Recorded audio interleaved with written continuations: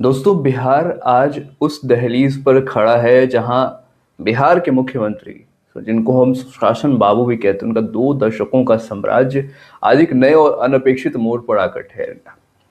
मुख्यमंत्री नीतीश कुमार ने social media के जरिए खुद राज्यसभा जाने के अपने फैसले पर जो मुहर लगाई, वो महज एक सदन का बदलना नहीं है, ये पूरे बिहार के राजनीतिक भूगोल का पूरी तरह से बदल जाना है। देखिए, ये एक स्वाभाविक एग्जिट प्लान या उत्तराधिकार की जंग के रूप में दिखाई देता है, लेकिन अगर आप पटना से लेकर दिल्ली के सत्ता गलियारों तक फैली इस हलचल की परतों को उधेड़ें, तो ये मामला सम्मानजनक विदाई से कहीं ज्यादा मजबूरी के समझौते का नजर आता है। 5 मार्च 2026 की ये तारीख बिहार के इतिहास में इसलिए दर्ज होगी क्योंकि यहां से नीतीश युग के अवसान की औपचारिक शुरुआत हुई। चलिए पर्दे के पीछे के खेल को देखते हैं, जो होली के हुड़दंग के बीच बेहद खामोशी से खेला गया।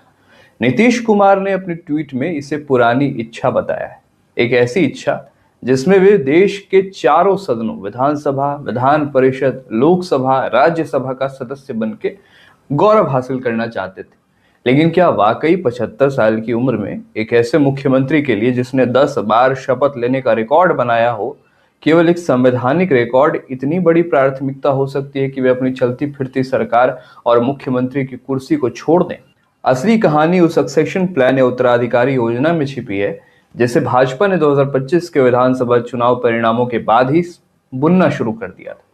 विधानसभा में भाजपा का सबसे बड़ी पार्टी बनकर उभरना, यानी 89 सीटें जीतना और जदयू का दूसरे नंबर पर खिसकना, उसी दिन ये तय हो चुका था कि नीतीश कुमार अब ड्राइविंग सीट पर ज्यादा दिनों तक नहीं रह पाएंगे। इस खबर का सबसे चौंकाने वाला और नया कोण निशांत कुमार का राजनीतिक प्रवेश है। नीतीश कुमार हमेशा से परिवारवाद के खिलाफ और परिवारवाद के खिलाफ मुखर रहे हैं, लेकिन आज जब उनकी अपनी पार्टी अस्तित्व के संकट से जूझ रही है, तो उन्हें अपने बेटे निशांत को आगे करना पड़ रहा है।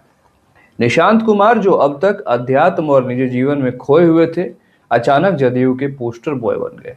चर्चा ये भी है कि भाजपा को मुख्यमंत्री की कुर्सी सौंपने के बदले नीतीश कुमार अपने बेटे के लिए डिप्टी सीएम का पद सुरक्षित करना चाह रहे थे और वो कर लिया है। ये एक ऐसा विरोधाभास है जो नीतीश कुमार की अब तक की छवि को पूरी तरह से पलट देता है। क्या ये जदयू के उन विधायकों को शांत करने की कोशिश है जो भाजपा के बढ़ते प्रभुत्व से डरे हुए हैं, या फिर ये नीतीश कुमार का अपने राजनीतिक वारिस को स्थापित करने का आखिरी दाव है, जिसके लिए जदयू के ही कई नेता लगातार इस प्रयास में थे कि निशांत कुमार की जदयू में एंट्री हो?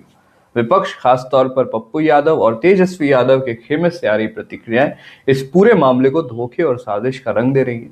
पप्पू यादव का कहना है कि बीजेपी अपनों की पीठ में छुरा घोंपती है और चंद्रबाबू नायडू को आगाह करना इस संदेश को बल देता है कि नीतीश कुमार को स्वेच्छा से नहीं, एक तय रणनीति के तहत बिहार की सक्रिय राजनीति से बेदखल कर दिया गया और दिल्ली भेज दिया।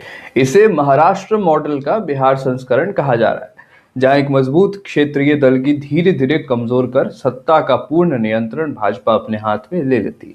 अगर वाकई भारतीय जनता पार्टी का कोई पिछड़ा या अति पिछड़ा वर्ग का नेता मुख्यमंत्री बनता है, तो बिहार की राजनीति का सामाजिक समीकरण भी पूरी तरह बदल जाएगा, क्योंकि अब तक नीतीश कुमार ही अति पिछड़ों के निर्विवाद नेता माने जाते थे।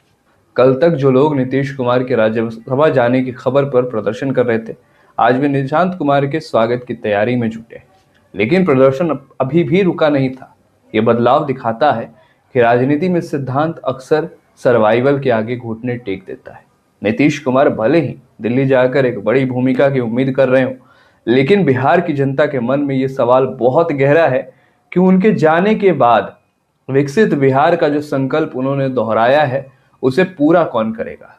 क्या भाजपा का नया मुख्यमंत्री उस सामाजिक संतुलन को बनाए रख पाएगा जिसे नीतीश कुमार पिछले 20 सालों से बड़ी कुशलता से सहेज कर रखे हुए थे? अगर आप मुझसे इस पूरे खबर के निष्कर्ष के बारे में पूछें, तो मैं आपको इतना कहूंगा कि ये एक सत्ता परिवर्तन भर नहीं है, ये बिहार में एक नए पावर सेंटर का उदय है। नीतीश कुमार का राज्यसभा जाना उनके व्यक्तिगत रिकॉर्ड बुक में एक उपलब्धि जरूर हो सकती है, लेकिन बिहार की राजनीति के लिए ये एक वैक्यूम पैदा करने वाला है। ये एक शून्य पैदा करने वाला कदम है। जिस अंगद के पांव की तरह नीतीश बिहार की सत्ता पर जमे हुए थे, उस पांव का हटना जदयू के लिए भविष्य के अंधकार की ओर इशारा है। आने वाले दिनों में जब फिर अमित शाह पटना पहुंचेंगे और नए मुख्यमंत्री का नाम ऐलान होगा, तब ये साफ हो जाएगा कि नीतीश कुमार ने वाकई मार्गदर्शन के लिए पद छोड़ा है या फिर वे उस चक्रव्यूह का हिस्सा बन गए जिससे निकलना उनके लिए अब नामुमकिन था। बिहार अब एक ऐसे मोड़ पर खड़ा है जहां सुशासन के दावों और सत्ता की मजबूरी के बीच की लकीर धुंधली पड़ चुकी है। विचार लाइव देख रहे थे आप। मेरा नाम है विकास सिंह। धन्यवाद।